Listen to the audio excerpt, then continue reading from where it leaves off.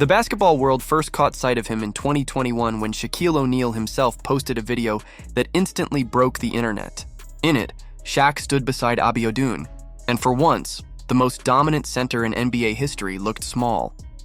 The visual was so shocking that social media erupted. Millions of fans rushed online, desperate to know who this almost 8-foot-tall phenom was. Clips of him dunking without leaving the ground, palming a basketball with just 2 fingers, or effortlessly shooting over defenders spread across every platform.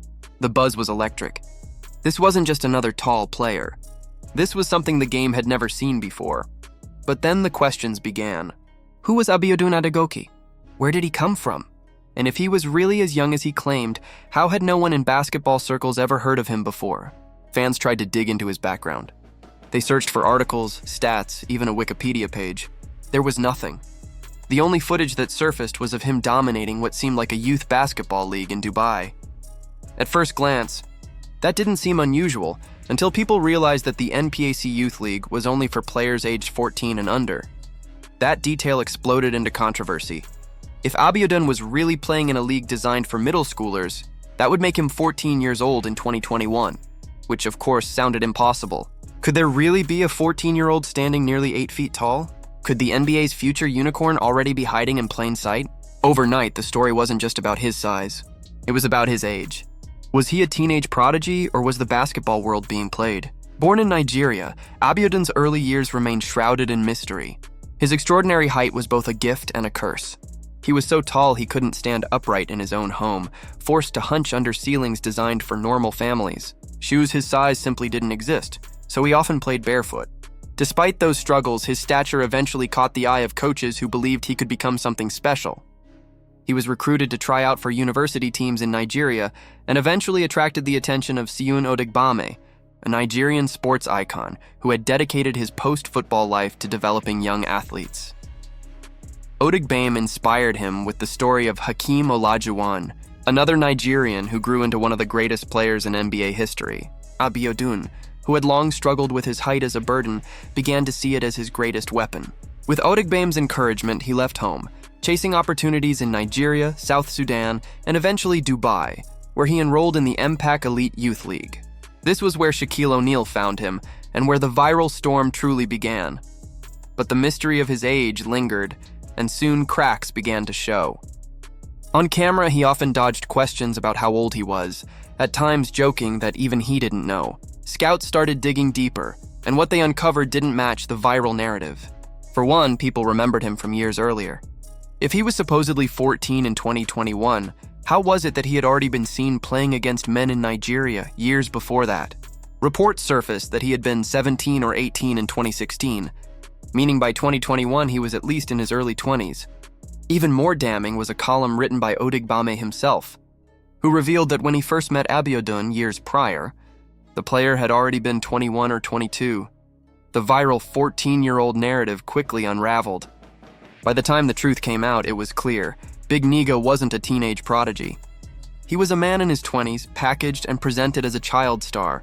Why would anyone lie about that? The answer lies in the brutal economics of basketball scouting. In countries where documentation isn't strictly enforced, age fraud has long been an issue.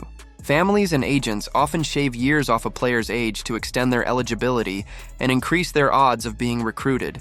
In Abiodun's case, it's widely believed that his handlers realized they had discovered him too late. By the time he was first noticed, he was already too old to enter the US college system, which is the primary pipeline to the NBA. By rebranding him as a 14-year-old, they hoped to buy him time, to slide him into high school basketball, reintroduce him into the system, and let American coaches believe they were grooming the next Victor Wembanyama. But that plan was doomed from the start. At 7-11, Abiodun was unforgettable. Too many people remembered him from his past, and once the inconsistencies emerged, the lie collapsed. Scouts turned away. NBA teams, who already view players taller than 7'5" with skepticism due to injury risks, weren't about to gamble on someone whose entire backstory was in question.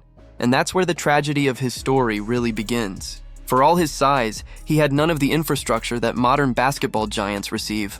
Wembanyama, Ryu, even Taco Fall, these players were scouted young, brought into elite training academies, given strength coaches, nutritionists, and skill trainers who molded them into professionals. Abiodun, by contrast, grew up playing barefoot in Nigeria against low-level competition. By the time he reached Dubai, he was already too old to start from scratch. His body, strained by his extraordinary height, carried a noticeable hunchback. The biomechanics that made him so tall also made him fragile. Without years of development in structured systems, he was never going to withstand the rigors of professional basketball. In the years since, the legend of Big Niga has turned into something more like a ghost story. On social media, he still posts clips of himself casually dunking or working out, but never full game footage. There are no stats, no official records, no professional contracts. By all accounts, the tallest basketball player in the world isn't playing basketball at all.